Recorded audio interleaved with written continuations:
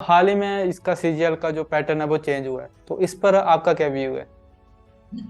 काफी hot topic था ये अभी रिसेंटली पैटर्न चेंज का। देखिए, मैं हर चीज को एक पॉजिटिव आउटलुक से देखती हूँ, क्योंकि बिल्कुल खराब कोई चीज नहीं होती है और बिल्कुल अच्छी भी कोई चीज नहीं होती है। सबके प्रोज एंड कॉन्स होते हैं। तो फिलहाल मैं सिर्फ पॉजिटिव चीज के बारे में बात करूंगी।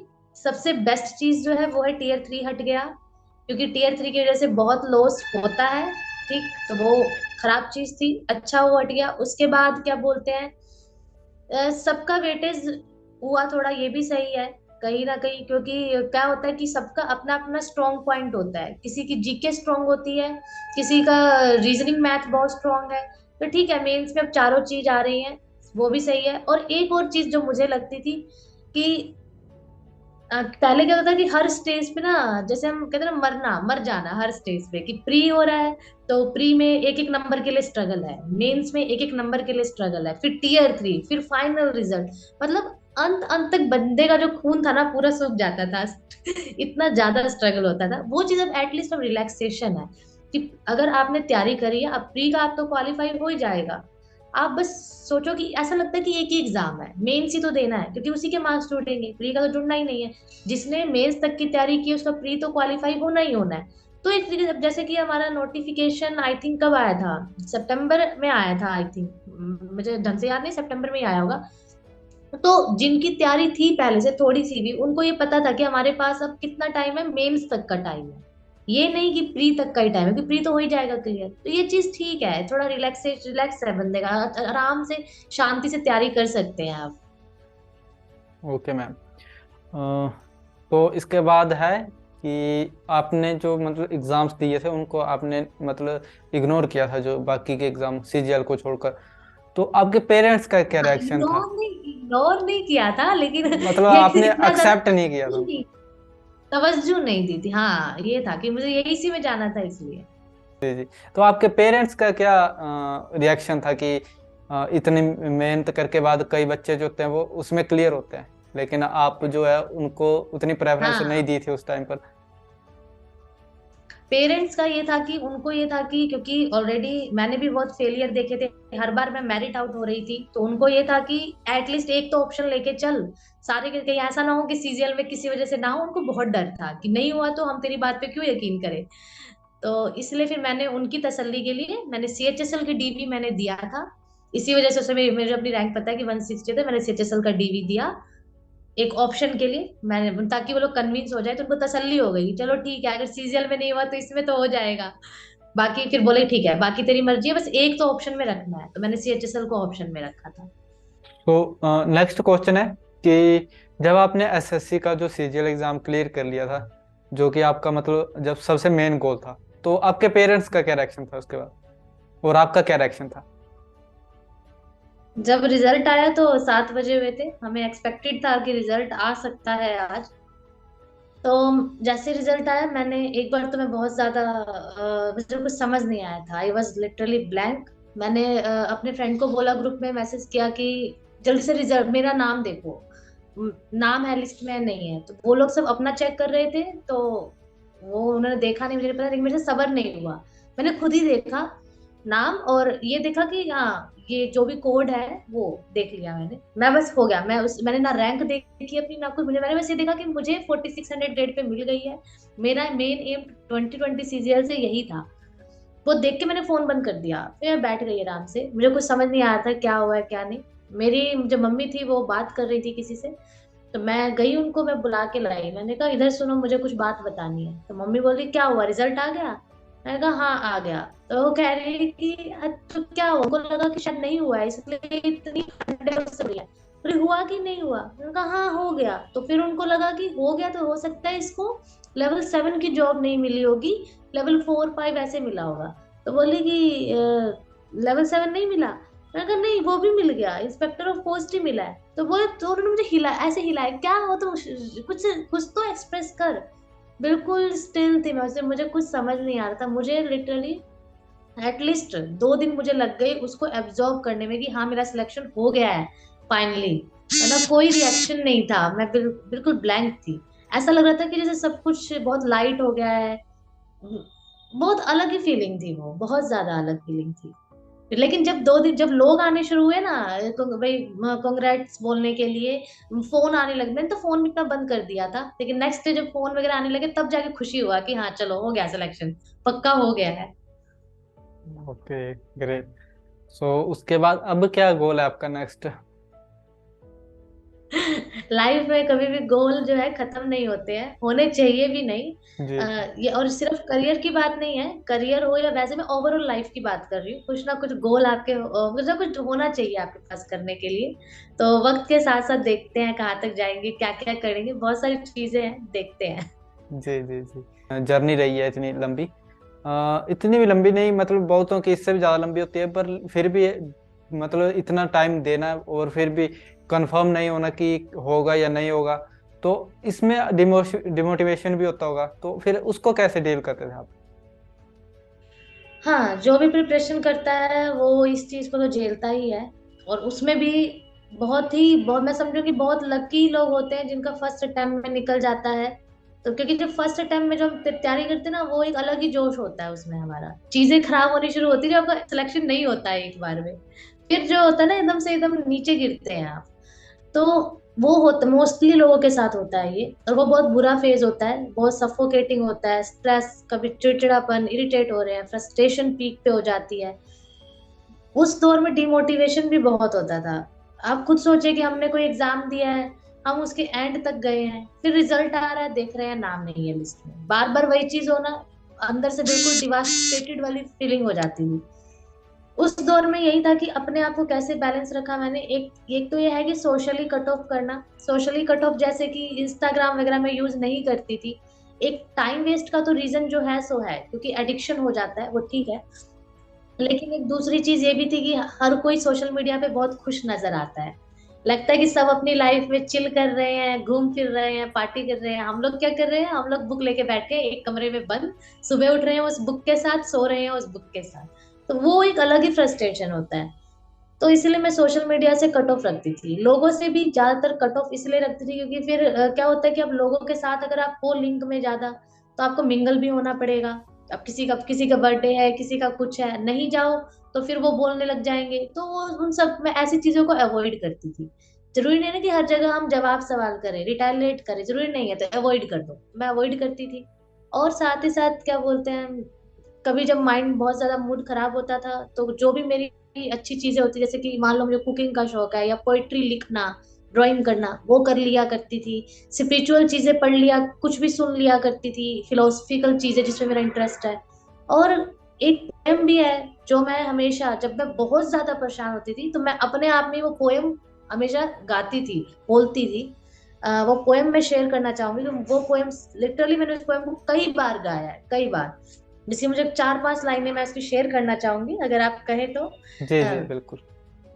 हाँ, हरिशंकर ओद उपाध्याय जी की लाइन्स है ये, कि देख कर बाधा विविध, बहुविघन घबराते नहीं, रह भरोसे भाग के दुख भोग पछताते नहीं, काम कितना ही कठिन हो किंतु उकताते नहीं, भीड़ में चंचल बने जो वीर दिखलाते नहीं, हो गए एक आन में उनके बुरे दिन भी भले, सब जगह सब काल में वे ही मिले फूले फले।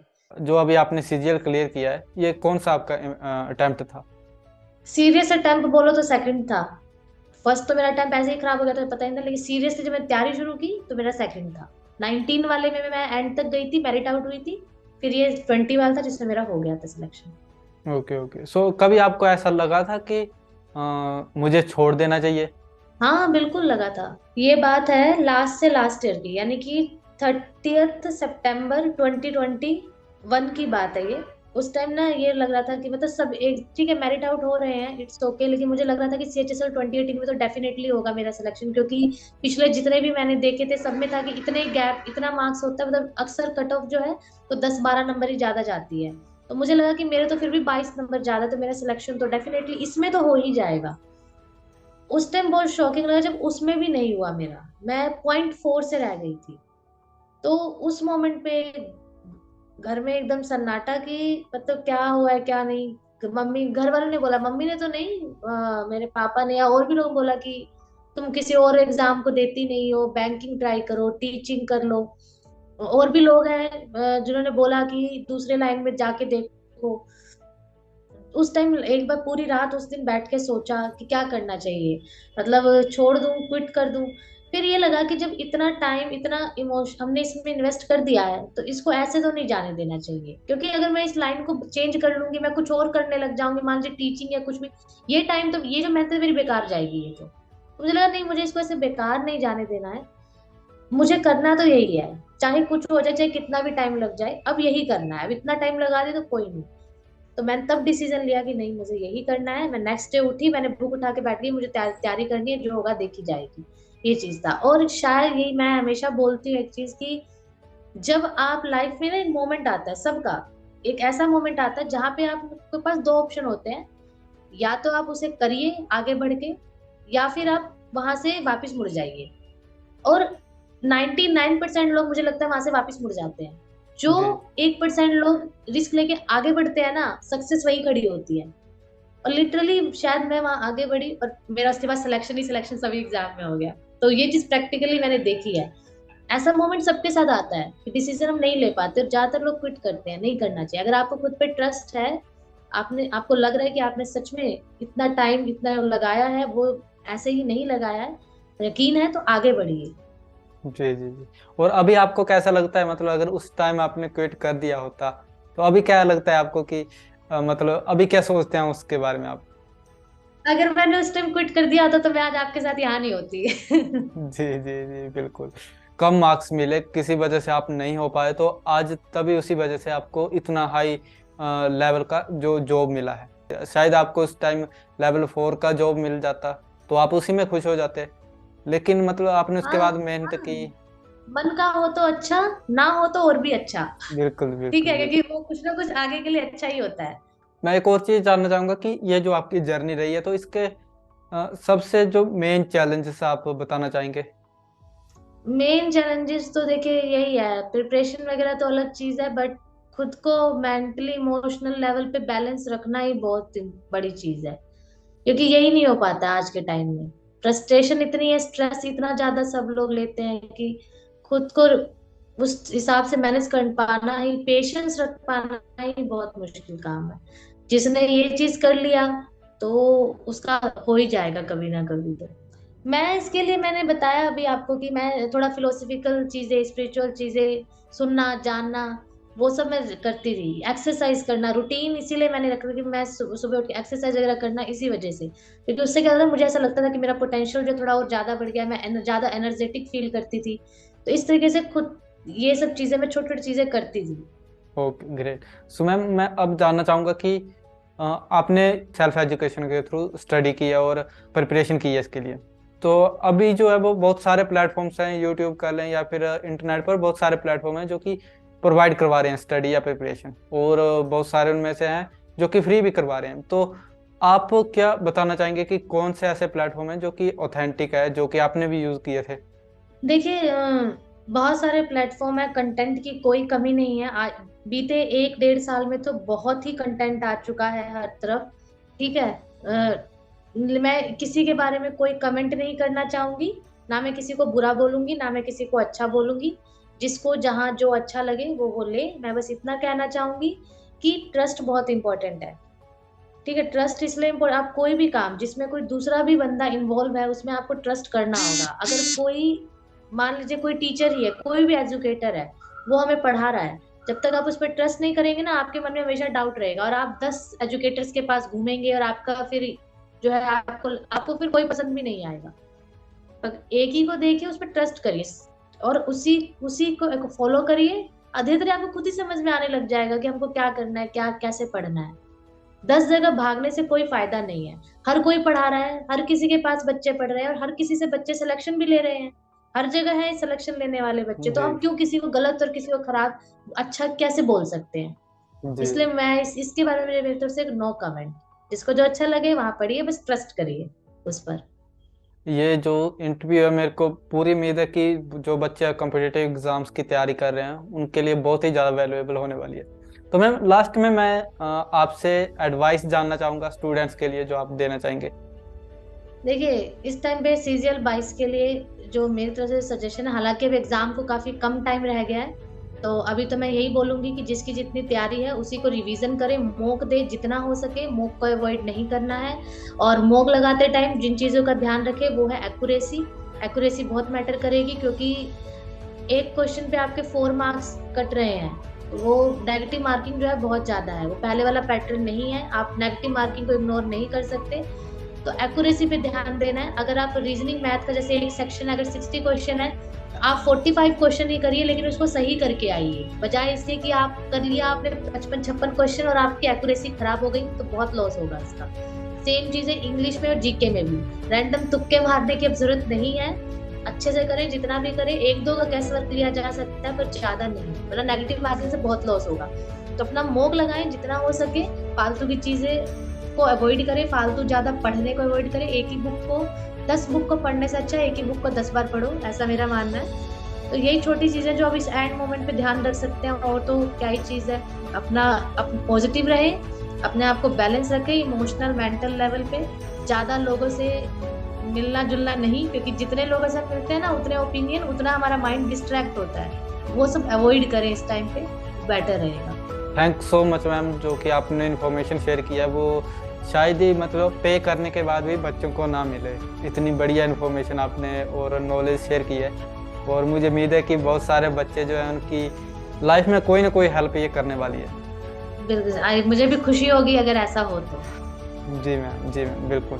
ओके ओके, थैंक यू ये प्लेटफॉर्म प्रोवाइड करने के लिए मुझे।